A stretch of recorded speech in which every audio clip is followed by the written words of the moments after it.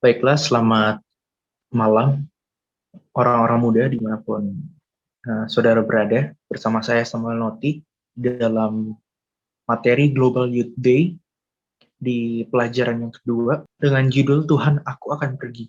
Penuhi diriku dari Yohanes pasal 4 ayat 13 sampai 14. Jawab Yesus kepadanya, barang siapa minum air ini, ia akan haus lagi. Tetapi barang siapa minum air yang akan kuberikan kepadanya, ia tidak akan haus untuk selama-lamanya. Sebaliknya air yang akan kuberikan kepadanya akan menjadi mata air di dalam dirinya, yang terus memancar sampai kepada hidup yang kekal. Sebelumnya mari kita bersatu dalam doa.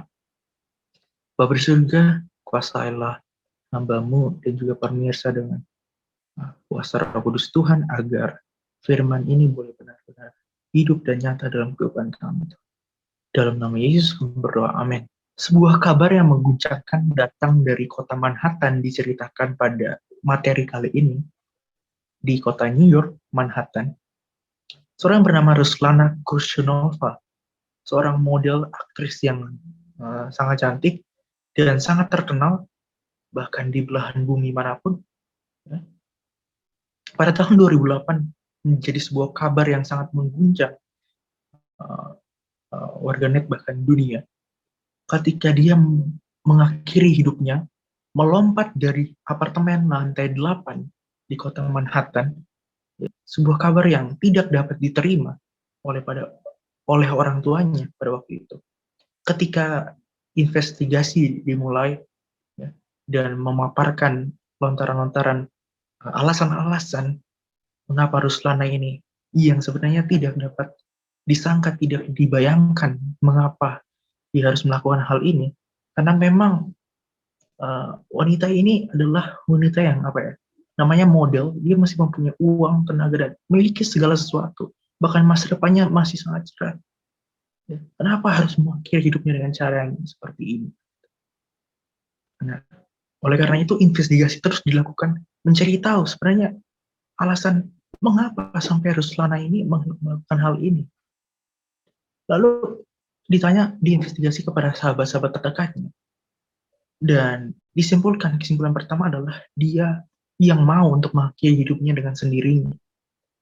Yang kedua, ternyata dia memiliki sebuah tekanan dalam hidupnya, sebuah tekanan dalam pemikirannya, merasa dirinya tidak berdaya dan tidak ada gunanya. Ya, akhirnya dia memilih untuk mengakhiri hidupnya. Sungguh suatu hal yang sangat tidak dapat dibayangkan. Dia mau mengakhiri hidupnya dengan cara yang sungguh mengenaskan. Kita bisa lihat melompat dari apartemen lantai 8. Dan sayangnya di Alkitab juga banyak wanita yang mengalami tekanan seperti Ruslana ini. Yang akan saya bawakan sebuah contoh dari Yohanes pasal 4, yaitu tentang perempuan Samaria dan Yesus, yang bertemu dengan Yesus. Nah, tapi sebelumnya kita mau lihat dulu sebenarnya latar belakang daripada Injil Yohanes ini. Ya, kita tahu Injil Yohanes ini ditulis oleh Yohanes. Kalau namanya Injil berarti sebuah kabar keselamatan yang diberikan melalui Yesus. Dan uniknya Yohanes yang menulis Injil Yohanes ini, dia adalah seorang murid Yesus, ya kita tahu. Dan di Matius 4 ayat 21 dibilang dia adalah seorang nelayan. Nah, kita tahu seorang nelayan ini seorang yang sungguh kerja keras ya. Bahkan malam pun tebarkan jala untuk mendapat rezeki ya, mencari rezeki. Dari latar belakang ini kita melihat bahwa sifat alamiah Yohanes ini juga adalah seorang yang bertindak tanpa berpikir panjang, gitu. Ya. Kalau orang muda bilang itu sekarang itu gas-gas aja gitu, ya. Dan meledak-ledak sehingga diberikan julukan sebagai anak guru. Artinya punya semangat yang sangat membara dalam Markus 3 ayat 17. Dan seorang dari nelayan ini yang mungkin stratanya rendah sekali ya, tapi bisa digunakan Yesus untuk menulis 5 kitab dalam perjanjian baru. Bayangkan, luar biasa ya. Diubah hidupnya sama Yesus. Dari Injil Yohanes 1 sampai 3 Yohanes dan bahkan kitab Wahyu, ya, kitab nubuatan ditulis oleh Yohanes ini. Dan tentu sangat tepat bahwa kisah perempuan Samaria ini ditulis oleh Yohanes ini ya, yang kita akan pelajari dalam kitab Yohanes pasal 4. Nah, kita akan masuk di Yohanes pasal 4 ayat yang keempat. Dikatakan, ia di sini adalah Yesus. Yesus harus berjalan melalui Samaria. Kalau kita baca dari pasal ayat 1, Yesus mau melakukan perjalanan dari Yudea menuju ke Galilea. Kita kalau lihat di peta, ya ini saya ada kasih peta, dan saya ada kasih itu petunjuknya, bahwa Yesus itu dari Yudea mau ke Galilea. Yudea di sebelah selatan, Galilea di sebelah utara, di tengah-tengahnya kota Samaria. Dan kalau kita mau pakai jalan utama, ya jalan biasa, itu seharusnya lewat Samaria. Nah, makanya Yesus berjalan melalui kota Samaria. Tetapi uniknya orang-orang Yahudi itu tidak mau melewati Samaria. Nah, saya baca di tulisan Albert Barnes, Bible Commentary, di situ dibilang, dan dia harus melalui Samaria. Samaria berada di antara Yudea dan Galilea, seperti kita lihat di peta tadi. Cara langsung dan biasa sebenarnya adalah melewati Samaria. Namun, kadang-kadang orang Yahudi mengambil jalan memutar di sisi timur Sungai Yordan. Ya, kalau kita baca nanti di Matius 2 ayat 22. Jadi, dia memutar gitu di sisi timur, tidak melalui kota Samaria. Nah, kenapa? Ini ada masalah apa?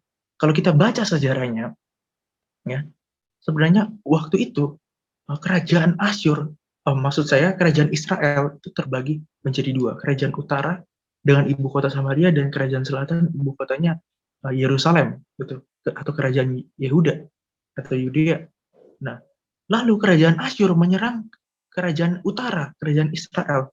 Lalu kerajaan Israel ini takluk, gitu, dan orang-orang atau penduduk di Samaria itu kawin campur atau berbaur dengan kerajaan Asyur. Yang notabene-nya kerajaan Asyur itu adalah orang-orang kafir, bangsa kafir, ya, yang tidak menyembah Tuhan gitu.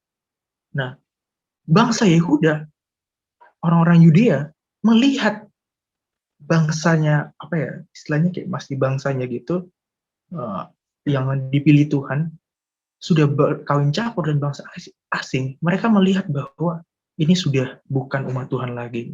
Mereka kehilangan identitas mereka, kehilangan bangsanya. Syarat satu bangsa memiliki syarat berdirinya satu bangsa itu ya punya tanah, punya rakyat, ya, punya pemerintahan, tapi mereka sudah kehilangan bangsanya. Umat yang dipilih Tuhan, bangsa pilihan Tuhan, bangsa Israel, ajarannya tentu sudah beda. Nah, sampai di titik di mana kerajaan Yehuda itu Yudea itu sangat Yahudi, membenci dan menganggap rendah orang-orang Samaria ini, menganggap hina karena mereka tidak kenal Tuhan, mereka orang-orang yang terbuang. Nah, seperti itu.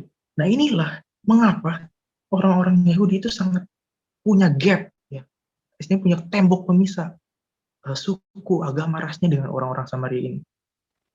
Tetapi Yesus tidak mau untuk hal seperti ini. Dia ingin untuk menghancurkan tembok pemisah antara Samaria dan juga Yahudi ini.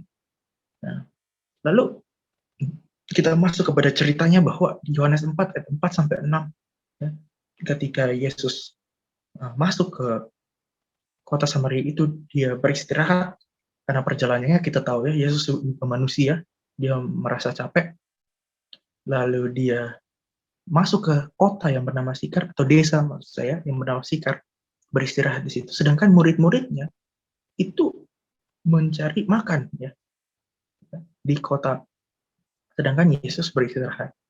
Gitu. Lalu terjadi sebuah perbincangan yang sangat unik di Yohanes 4 ayat 7. Ya. Dikatakan, maka datanglah seorang perempuan Samaria hendak menimba air. Lalu kata Yesus kepadanya, berilah aku minum. Saya garis bawahi seorang perempuan Samaria dan berilah aku minum. Kita akan bahas secara mendalam. Sebenarnya siapa ini perempuan Samaria? Perempuan Samaria adalah seorang perempuan yang latar belakangnya itu dikucilkan dan dipandang rendah, bahkan oleh bangsanya sendiri. Jadi ketika dia bertemu Yesus itu, ini sudah Samaria sama Yahudi yang ada gap, ya, yang ada gap. Tapi dia sendiri, perempuan ini juga dikucilkan dan dipandang rendah dengan orang bahkan sebangsanya yang Samaria juga. Jadi sangat tertekan sekali hidupnya ini, perempuan Samaria. Karena apa? Poin yang kedua saya kasih, dianggap tidak bermoral. bermoral, maksud saya. Nah, kalau kita baca nanti di Yohanes 4 ayat 17-19, dia itu belum menikah, tapi secara terang-terangan hidup bersama 6 laki-laki berturut-turut. Dan hidupnya tertekan karena pengalaman ini yang dijalani. Sehingga dia dikucilkan, dia merasa malu. Gitu. Nah, dari masa lalu ini, dia mengambil sebuah kesempatan pada saat itu untuk menimba air pada siang hari. Kenapa? Karena pada zaman itu kegiatan menimba air dan ngobrol di sumur adalah suatu titik puncak bersosialisasi bagi para perempuan Samaria. Jadi mereka kalau mau mengenal satu sama lain, ngobrol gitu, ngobrol santai, itu pada saat dia menimba air. Nah, kalau biasanya mereka melakukan itu pada pagi dan sore.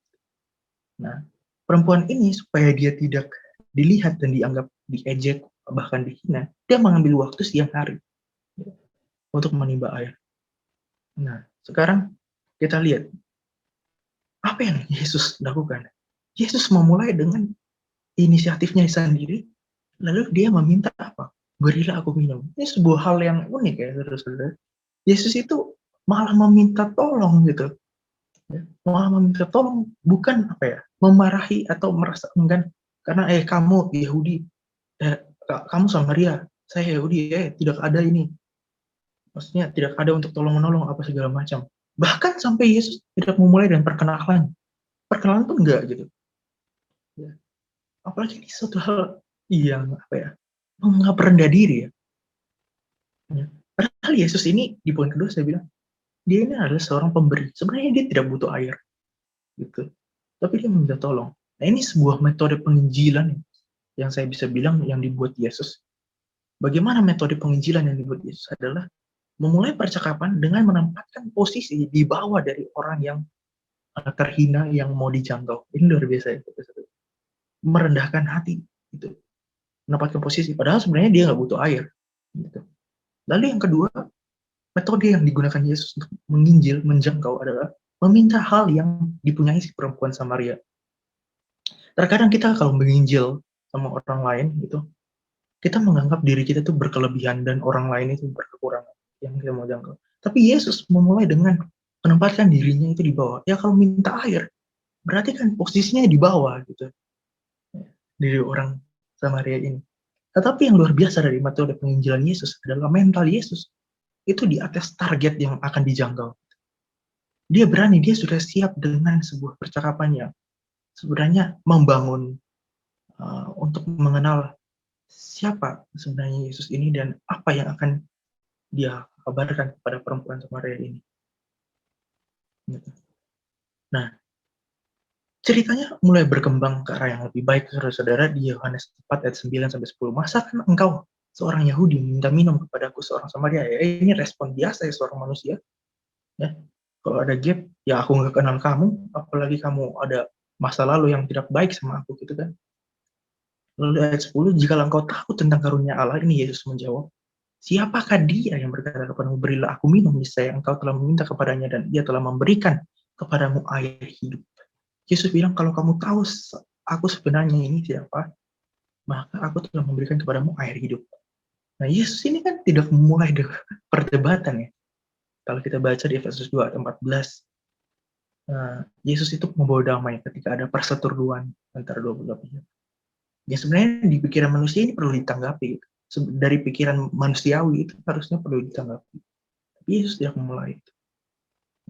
Bahkan sebenarnya Yesus itu orang Yahudi, oke. Dia mengetahui bahwa penyembahan Yahudi itu benar. Tetapi Yesus itu Tuhan semua bangsa gitu. Dia nggak mau ada yang bermusuhan satu sama lain. Ya. Ini yang luar biasa daripada Yesus. Dan air hidup yang dimaksud ini apa? Yang dia bilang. Ada dua hal dari air hidup yang dimaksud di sini. Yang pertama saya kasih gambaran, ini adalah sebuah doktrin ya, yang Yesus mau bawa dan rahmatnya yang bertentangan sebenarnya dengan gagasan yang tidak murni atau mati dari orang Yahudi khususnya. Kemudian air Yahudi, maksud saya air hidup ini berarti juga roh kasih karunia dan Injil yang memuaskan jiwa yang haus akan keselamatan. Gitu. Jadi sebuah rahmat yang sebenarnya Tuhan tawarkan kepada perempuan Samaria ini. Dan Yesus menjelaskan betapa pentingnya mengenal dia dan sebuah kesempatan bagi dia untuk mencari keselamatan itu. Ya. Jadi Yesus mau untuk sebenarnya kita mengenal dia dengan sebenarnya, gitu, dengan sepenuhnya. Ya, mungkin kita tidak seperti perempuan Samaria ini langsung face to face dengan Yesus. Tapi bagaimana di dalam kehidupan kita sehari-hari mengenal Yesus dengan sepenuhnya untuk mendapatkan keselamatan itu. Kemudian di ayat 11, Tuhan, engkau tidak mempunyai timba dan sumur ini amat dalam. Dari manakah engkau memperoleh air hidup itu? Nah, dari sini kita melihat bahwa wanita ini sebenarnya belum mengerti sebenarnya air yang dimaksudkan ini air yang secara harfiah atau simbolis atau apa. Nah, tapi dari sisi wanita ini sudah menganggap Yesus sebagai seorang pengembara yang sederhana, saudara-saudara. Ingat, pengembara yang sederhana. Ini mulai terpikir dalam pikiran wanita ini. Oh, Yesus ini seorang yang sederhana tentunya. Kemudian di ayat 12, adakah engkau lebih besar daripada bapa kami Yakub yang memberikan sumur ini kepada kami dan telah minum sendiri dari dalamnya, ia serta anak-anaknya dan ternaknya. Nah, dari sini mulai percakapan lebih dalam, gitu. Tetapi wanita ini masih belum mengerti sebenarnya air yang dimaksud ini air apa gitu. Tapi di lain sisi juga wanita ini sudah menganggap Yesus sebagai seorang pemimpin besar. Terpikir dalam benaknya, oh dia ini seorang pemimpin yang besar. Ini suatu hal yang luar biasa pakai Yesus, bagaimana Yesus menempatkan mentalnya di atas daripada orang yang mau dia jangkau. Gitu. Sehingga orang berpikir bahwa oh dia ini adalah seorang pemimpin yang besar. Ya, tadi seorang pengembara yang sederhana, sekarang pemimpin besar. Kita lanjut, berkembang. Ayat 13, 14, dan 15. Barang siapa minum air ini, dia tidak akan haus lagi. Barang siapa minum air yang akan kuberikan kepadanya, dia tidak akan haus lagi untuk selama-lamanya. Sebaliknya, air yang akan kuberikan kepadanya akan menjadi mata air dalam dirinya yang terus-menerus memancar sampai kepada hidup yang kekal. Tuhan, berikanlah aku air itu supaya aku tidak haus dan tidak usah datang lagi ke sini untuk minum air. Ini luar biasa ya. Yesus mulai to the point gitu. Jadi air ini manfaatnya ini hidup kekal. Ya, mau nggak kamu? Nah, karena Yesus ini sebenarnya apa yang dimaksudkan? Yesus ini rindu supaya wanita ini memiliki pengetahuan yang dalam mengenai hal yang rohani. Yang dimaksud ini adalah sebuah hal yang rohani. Gitu. Sayangnya dia masih belum mengerti apa arti sebenarnya. Bahwa dia bilang tidak usah datang lagi ke sini untuk menimba air gitu. Dia masih belum mengerti. Lalu akhirnya Yesus karena dia belum mengerti sepenuhnya, maka Yesus menggunakan sebuah hal di mana pertanyaan di mana merujuk kepada pribadi secara langsung daripada diri wanita ini, langsung nembak pada apa yang sebenarnya dia sembunyikan dalam dirinya, gitu. Dimulai pertanyaan dengan apa? Pergilah panggil suaminya datang ke sini.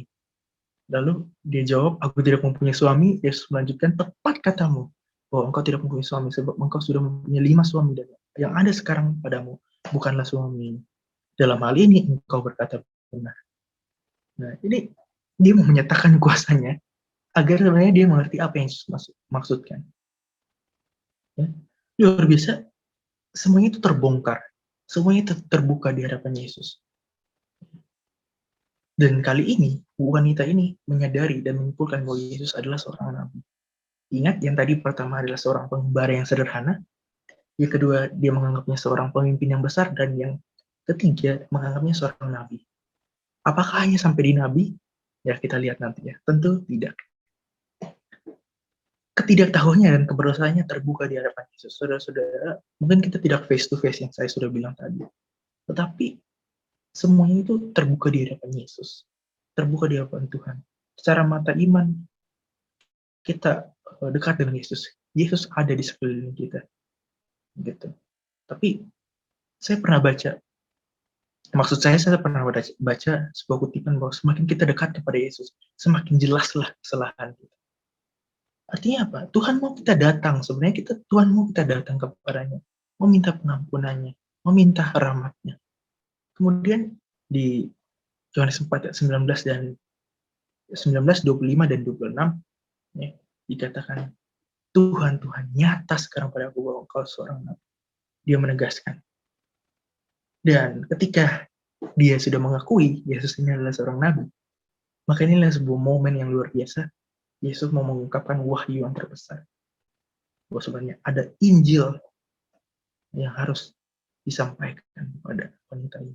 Lihat metode Yesus, menempatkan posisinya di bawah, lalu memulai percakapan, ya, perlahan-lahan, dan akhirnya dia to the point, lalu posisinya naik sekarang di atas. Dinyatakan bahwa dia adalah seorang nabi. Berarti naik posisinya di atas. Nah, karena wanita ini sudah sadar bahwa dia berhadapan dengan seorang nabi. Tetapi Yesus bilang tidak hanya sampai di sini. Dia menyatakan bahwa apa? Aku tahu bahwa Mesias akan datang, yang disebut juga Kristus. Apabila ia datang, ia akan memberitakan segala sesuatu kepada kamu. Dan tepat di saat ini ia mendengarkan guru ini berkata, akulah dia yang sedang berkata-kata dengan engkau. Saudara-saudara, akhirnya Yesus menyatakan bahwa dia ini yang sedang berkata-kata dengan perempuan Samaria ini yang adalah Mesias itu sendiri, yang ditunggu-tunggu sebenarnya sama orang-orang pada zaman itu. Dan kemudian di Yohanes 4 ayat 28 dan 29, meninggalkan tempayannya, di situ lalu pergi ke kota dan berkata kepada orang-orang di situ yang ada di situ, mari lihat, di sana ada seorang yang mengatakan kepadaku segala sesuatu yang telah kuperbuat. Mungkinkah dia Kristus itu? Jadi si wanita ini mau membuat penasaran orang-orang banyak. Dan apa yang dilakukan, dia pergi memberitakan itu. Bahwa dia bukan hanya sekedar, sudah mengenal Yesus, sudah mengenal Injil ini, tapi dia bagikan itu kepada orang lain. Nah, ada yang saya pakai tanda merah di sini, meninggalkan tempayan. Bagaimana dia mau mengorbankan hal yang dia punya untuk yang penting dia harus memberitakan ini. Sebuah hal yang membuat dia sangat terbuka pemikirannya untuk mengabarkan ini kepada orang-orang lain. Dan dia membuat aksi nyata, dia pergi ke kota, gitu ya. Dan suatu hal yang luar biasa, bagaimana ini menjadi sebuah pelajaran ya bagi kita. Terkadang kita sebagai seorang penginjil harus memang ada hal yang dikorbankan untuk pergi memberitakan Injil ini, ya, seperti seorang Samaria ini yang meninggalkan tempat ini. Ya, harus ada hal yang dikorbankan, mungkin uang, mungkin harta kita, mungkin keluarga kita, untuk apa? Untuk memberitakan Injil ini. Ya. Dan akhirnya wanita Samaria ini sadar bahwa Yesus ini bukan hanya sekedar seorang manusia, seorang pemimpin, tapi dia lebih dari seorang, bahkan dia lebih dari seorang nabi. Dia menyadari bahwa Yesus ini adalah Mesias yang dijanjikan. Mesias yang dijanjikan. Dan sebuah poin penekanan dari cerita ini, yang pertama, hanya mereka yang memiliki pengalaman dengan Yesus yang akan mengalami perubahan dalam hidupnya. Saudara-saudara, marilah kita berpikir dalam diri kita. Seberapa dekat pengalaman yang kita buat bersama Yesus, bersekutu dengan Yesus, mungkin melalui doa, melalui mempelajari firman Tuhan, bersaksi, dan banyak hal lain yang membawa sebuah perubahan dalam kita. Seberapa banyakkah, seberapa berkualitasnya hidup kita buat untuk membuat sebuah pengalaman dengan Yesus. Kemudian poin yang kedua, ketika seorang bertemu dengan Yesus, mereka tidak akan tinggal diam. Ketika kita sudah mengenal, sudah melalui, memiliki pengalaman dengan Yesus, apa kita hanya tinggal diam saja? Seperti perempuan Samaria ini, dia mengabarkan Yesus itu kepada banyak orang. Jadi imannya itu aktif gitu. Ada perbuatan. Bukannya sekedar dia sudah mengenali firman Tuhan secara mendalam.